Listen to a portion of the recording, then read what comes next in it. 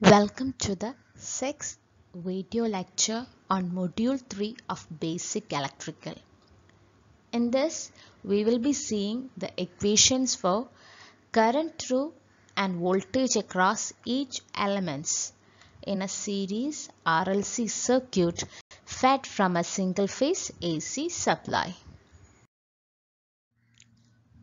So consider the series RLC circuit given in the figure below. Let V equal to Vm sin omega t be the supply voltage. Capital V be the RMS value of the supply voltage. That is capital V equal to Vm by root 2. Let I be the RMS value of the applied current. Vc, that is I into Xc, where Xc is the capacitive reactance. So Vc is the voltage drop across the capacitor. VR, that is the voltage drop across the resistor, which is given as I into R, where R is the resistance. Then VL, that is the voltage drop across inductor. VL is given as I into XL, where XL is inductive reactance. These values Vc, VR and VL are all RMS value of the voltage. So here, depending upon the values of R, L and C, there are mainly three possibilities. First case is when XL is greater than XC. And second case is when XC is greater than XL. And the third case is when XL is equal to XC. So under these three conditions, the nature of the circuit will be different.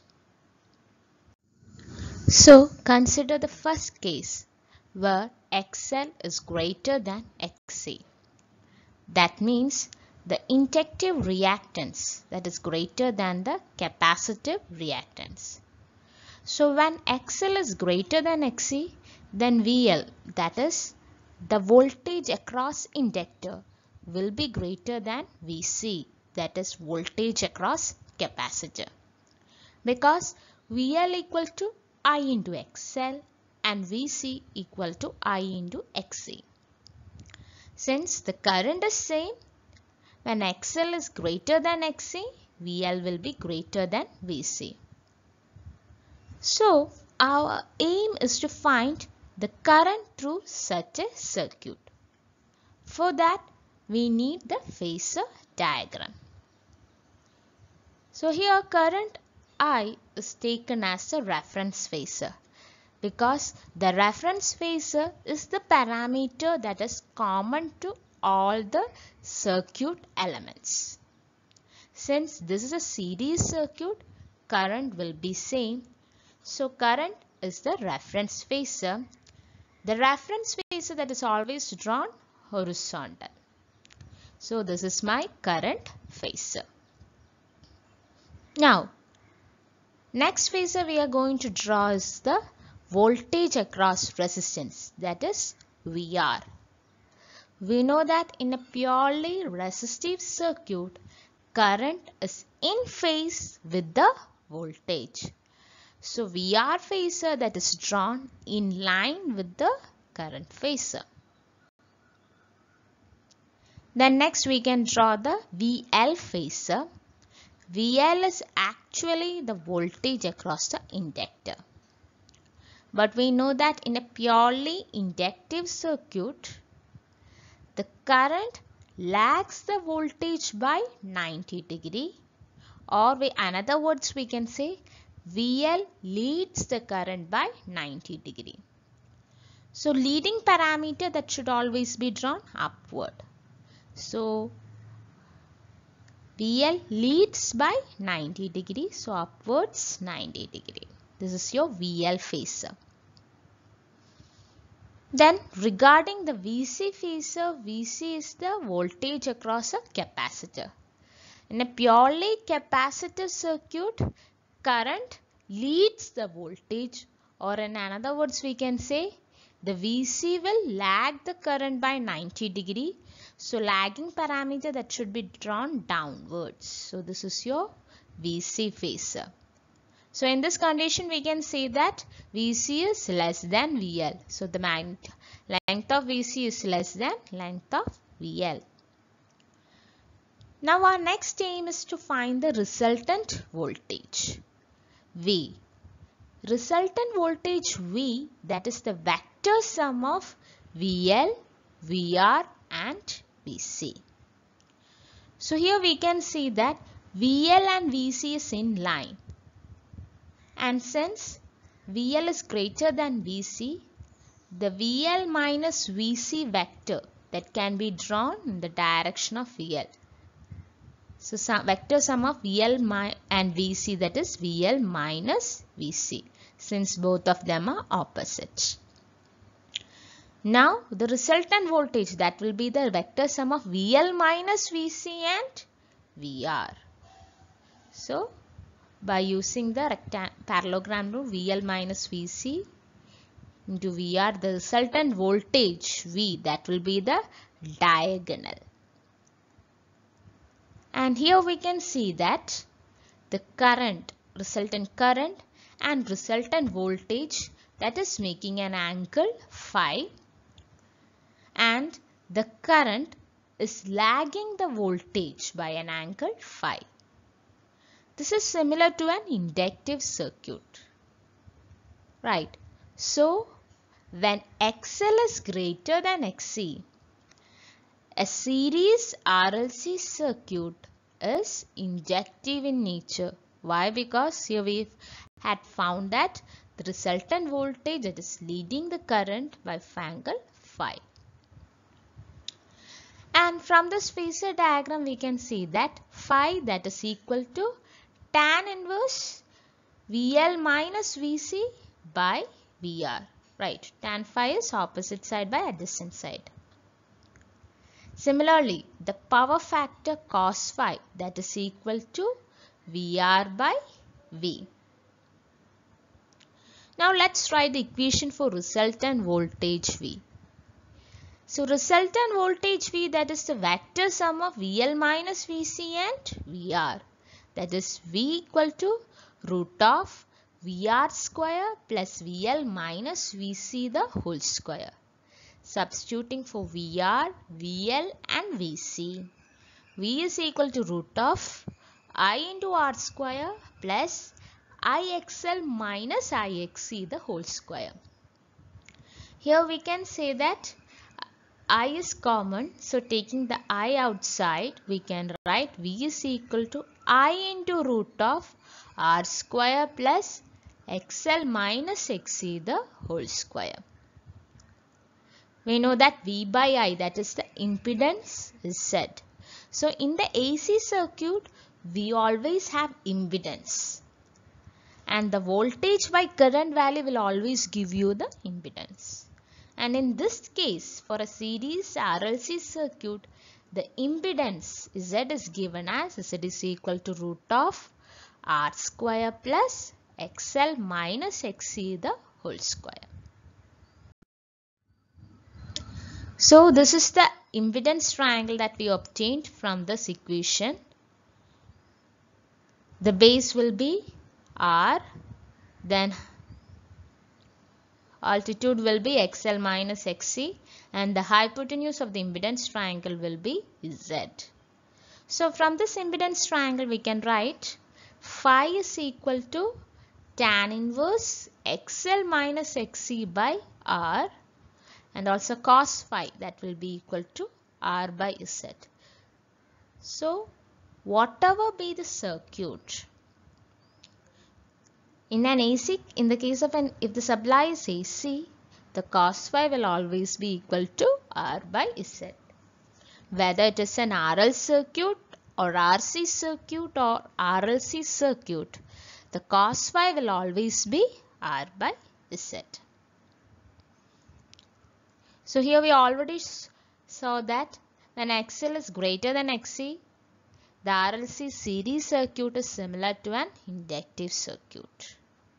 And the resultant voltage will be leading the current by an angle phi. Or in other words, we can say that the current lags the voltage by an angle phi. So, if the supply voltage V of t is given as Vm sin omega t, then the current through circuit I of t is given as Im sin omega t minus phi. Since current is lagging, we are having a minus sign. And since the current is lagging by an angle phi, we are written phi over here. So this is the first case. That is when XL is greater than XC. Next we can see the second case. That is when XC is greater than XL. So when XC is greater than XL, then we can say that VC will be greater than VL. So first step is to draw the phasor diagram. So here also current will be taken as the reference phasor, and the reference phasor should be drawn horizontal. So first of all we draw the current phasor. This is your current phasor. Next, regarding the voltage across resistance, VR phasor that should be in line with your current phasor, because in a purely resistive circuit, current is in phase with the voltage. Then VL phasor that will be leading the current phasor by 90 degree. Then VC phasor that will be lagging the current phasor by 90 degree. Here we can say that since VC is greater than VL, the length of VC that is greater than length of VL. Now the resultant voltage, that is the vector sum of VL, VR and VC. So since VL and VC are in line, first of all we can reduce that. So VL minus VC that will be directed downwards, since VC value is higher. Now V is a vector sum of VC minus VL and VR. That is like this. This is your resultant voltage V. So from this phasor diagram we can see that resultant voltage V, that is lagging the current by an angle phi. So here voltage lags the current, and this is the nature of an RC circuit. So when XC is greater than XL, a series RLC circuit is capacitive in nature. Why? Because we can see that voltage is lagging the current. Also here also from the phasor diagram we can write phi is equal to tan inverse VC minus VL by VR, and power factor cos phi that will be equal to VR by V. Now the equation for the resultant voltage V will be equal to root of VR square plus VC minus VL the whole square. So that is equal to root of IR the whole square plus IXC minus IXL the whole square.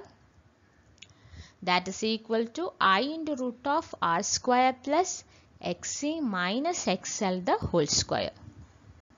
So V by I, that is the impedance, is equal to root of R square plus XC minus XL the whole square. So this is the impedance triangle under the condition XC greater than XL. From the impedance triangle we can say that phi is equal to tan inverse XC minus XL by R, and cos phi that will be equal to R by Z. And since when Xc is greater than XL, we already saw that RLC series circuit, that is similar to a capacitive circuit. That is, the current will lead the voltage by an angle phi. So if the supply voltage is given as V of t is equal to Vm sin omega t, then the current through the circuit I of t can be written as Im sin omega t plus phi. Plus because the current is leading. Leading parameter should always be given a plus sign. And it is leading by an angle phi. Now let's move on to the third condition. The third condition arises when Xc is equal to XL. So when Xc is equal to XL, we can say that Vc will be equal to VL. So let's draw the phasor diagram first. So current is taken as your reference phasor. Then VR phasor, that is drawn in line with your current phasor, and VC phasor, that will be lagging the current phasor by 90 degree, and VL phasor, that will be leading the current by 90 degree. So here we can say that since VL equal to VC, VL minus VC will be equal to 0, and the resultant voltage V will only be equal to VR. That is, here we can see that the resultant voltage is in phase with the current. That means the RLC series circuit is resistive in nature. Only in the resistive circuit, only in a purely resistive circuit, the current is in phase with the voltage. So for an RLC series circuit, if XL is equal to XC, what will happen? XL and XC will get cancelled and only remaining parameter is your resistance. So the circuit will act like a resistor. And here the circuit is known as the resonance circuit, because in this case the impedance is minimum. Because the total impedance is Z, that is equal to root of R square plus XL minus XC the whole square. Since XL and XC are equal, total impedance is Z, that is equal to R. So impedance is minimum. That means the current is maximum. That is why it is known as a resonance circuit. So in this case, we can say that if the supply voltage V of t is equal to Vm sin omega t, then the supply current will be equal to Im sin omega t. Let's start with the numerical section. Please read this question. So an AC circuit is composed of serial connection of a resistor with resistance 50 ohm, a coil with inductance 0.3 Henry, and a capacitor with a capacitance 15 microfarad. The circuit is connected to an AC voltage source with an amplitude of 25 volt and a frequency 50 Hz. Determine the amplitude of electric current in the circuit and the phase difference between the voltage and current. So circuit is given in the question. So here we can see that it is a series RLC circuit. First of all, we can write the given parameters. So it is given that R is equal to 50, L is equal to 0.3 Henry, and C equal to 15 microfarad. Then in the question it is given that the amplitude of the source voltage is 25. That means the maximum value or the peak value of the voltage is 25. That is, it is given that Vm is equal to 25. And the question is also given frequency is 50 Hz. Then it is asked to determine the amplitude of electric current. and phase angle. That means we have to find Im as well as phi. Since Vm is given, we can write Im is equal to Vm by Z. Because in an AC circuit, current is always voltage by impedance. Because not only there is resistor, because there is a capacitor as well as inductor. So the current will also always be voltage by impedance. So first we need to find the impedance value. So impedance Z is equal to root of R square plus XL minus XC the whole square. In the question only L and C is given. We need to find XL and XC. So XL is 2 pi FL. Substituting for frequency and inductance, we will be getting XL as 94.23 ohm. Similarly, XC is equal to 1 by 2 pi FC, and by substitution we will be getting XC as 212.2 ohms. Here we can see that XC is greater than XL. The circuit will be of capacitive in nature. That means the current will be leading the voltage. Why? Because XC is greater than XL. Now we can find the impedance Z, that is equal to root of R square, that is 50 square, plus XC minus XL square, since XC is greater. So 212.2 minus 94.23 square, and we will be getting Z as 128.13. So the peak value or the amplitude of the circuit current Im is equal to Vm by Z, that is equal to 25 by 128.13, that is 0.195 ampere. Now the phase angle, that is phi, is equal to tan inverse Xc minus XL by R. Substituting for Xc, XL and R, we will be getting 67.03. Leading because current is leading in this case. That is why the phase angle is written as 67.03 degree leading. Hope this problem is clear. Now try to do this problem. So in this, the circuit is given. It is a series RLC circuit. We need to find the impedance Z. So Z is equal to root of R square plus XL minus XC the whole square. So L and C is given. So first we need to find XL and XC. Then next one, total current we need to find out. Here the equation for voltage is given. Okay. So equation of voltage, here we know that Vm will be 169.7.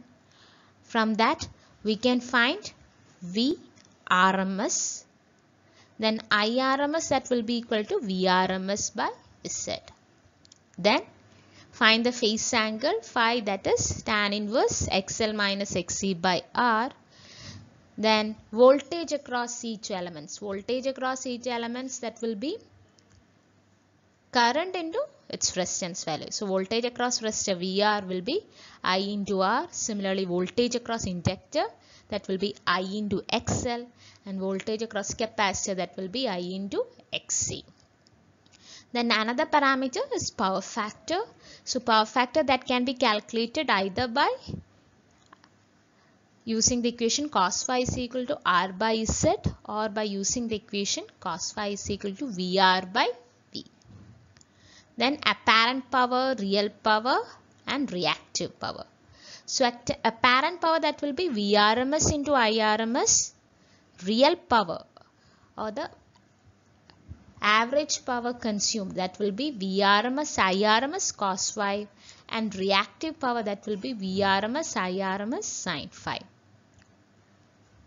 Then as well as draw the phasor diagram and power triangle.